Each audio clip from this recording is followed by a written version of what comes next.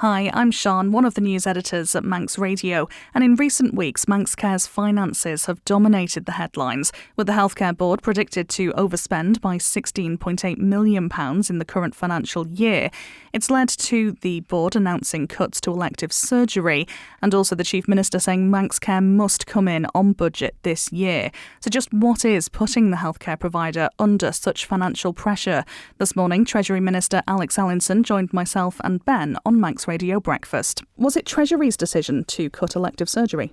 No, it wasn't. I mean, in terms of the separation of responsibilities, Manx Care is responsible for using the budget it's given in the right way to ensure the proper and efficient provision of what are called mandated services. So earlier on this year, you remember that Tynwald agreed a mandate from the Department of Health and Social Care with what were the key priorities for Manx Care. And a lot of that was around primary care, expanding that, GP services, but also hospital care, and really concentrating on efficiencies, quality, and also safety. And so it is the responsibility of the Manx Care Board to use the money wisely, but we know that they've come under significant pressure. And yesterday we released the first government management accounts to show that several other departments are also coming under significant pressures in terms of their budgets. Do you agree with the Chief Minister's comments that Manx Care must operate within its budget? As Treasury Minister, it's the responsibility for me to balance the budget and come to Tynwald and to the country once a year to show where the taxpayers' money is being spent. I think it's the responsibility of all departments to come in on budget, but obviously we also appreciate that there are significant pressures on them in terms of the legacies of the high inflation we've had over the last 2 years, but also above inflation pay increases as well, which, for instance, in Manx Care are an additional risk of up to £4.5 million. So we do understand that, and we are doing as much as we can with all departments to give them the tools and the resources they need to try to come in on budget. Well, you mentioned there the risk of pay increases and how that affects the budget. We know that the budget is set in February. It comes in from April. It's October now, and the pay negotiations are still ongoing. I mean, not just for Manx Care, but for all government departments. How difficult is that when you don't know what you're going to be paying out for more than half the year? It's incredibly difficult because often these negotiations take ages, quite rightly so, because there's lots of consultations with the various trade unions. But what happens is if you have an agreement, let's say 8 months into the financial year, you then have to backdate that to the previous April and then look forward. So you're constantly playing catch up, which is why the PSC have proposed a 3-year deal to try to get some of this stability and allow departments to budget not just for this financial year, but in future financial years.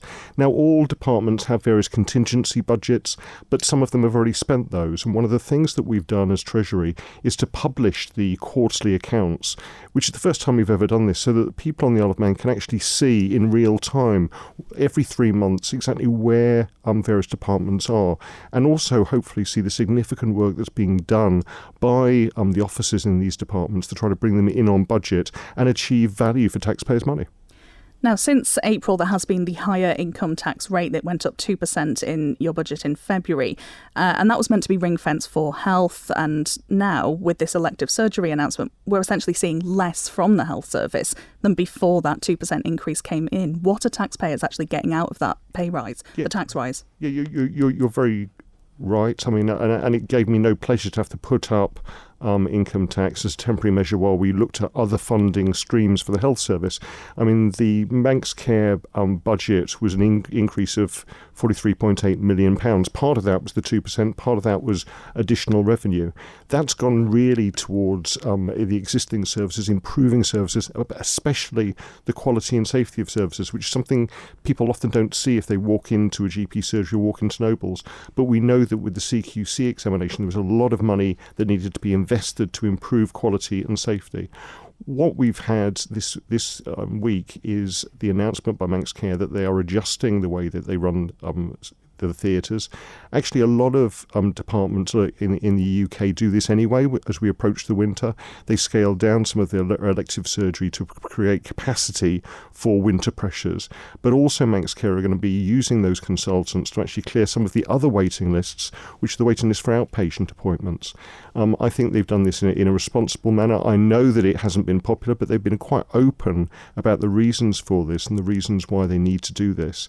And there will be other issues coming up. I mean, when Laurie Hooper gave the mandate and moved it in Tynwald, he did say that it was going to be tight to stick to this budget, and there will have to be difficult decisions to make in terms of how we prioritise the competing objectives of long-term transformation against short-term delivery. But what Manx Care have been quite clear on saying is that they will absolutely prioritise emergency services and crisis services and make sure that those are available right through the winter seasons.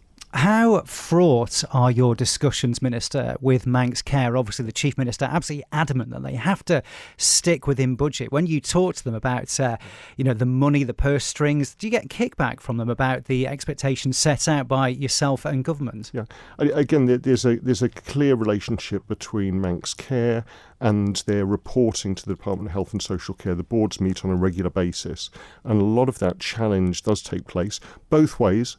Manx Care was set up and is being led by a doctor, and all the doctors in Nobles are actually now being managed by doctors in terms of the clinical directors. They've gone a huge way in terms of involving the medical profession there. But there are challenges. The entire Council of Ministers met with the chair of the Manx board and the CEO, Treasury Cope, last week to express our concerns about the budgetary situation, to express our concerns about their ability to deliver the mandate and listen to them in terms of the challenges they were facing, but also to offer extra help and resources if they needed it to actually make sure that operationally they were providing as good a service as possible, and also in terms of the finances, that information flowed straight into the Department of Health and Social Care and then on to Treasury. So extra help has been requested. It is being delivered as part of a plan to try to help Manx Care not just coming in on budget, but actually preserve some of these emergency services and crisis services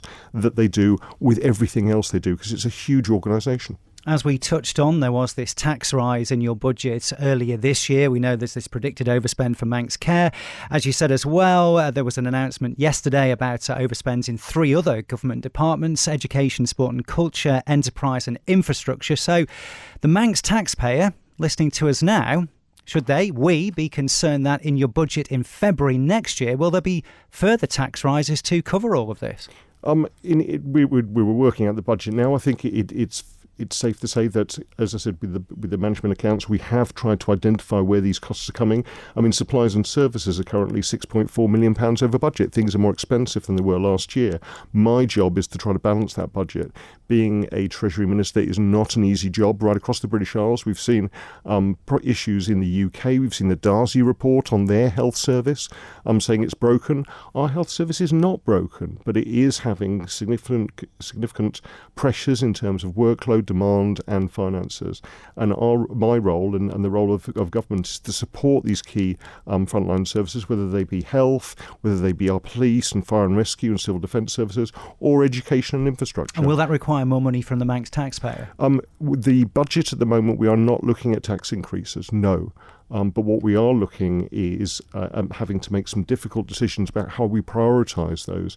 Health is incredibly important, but we must not take our eyes off other important factors for the way we run the Isle of Man and we provide services, particularly things like education, our security, our connectivity and our infrastructure. All those are important as well.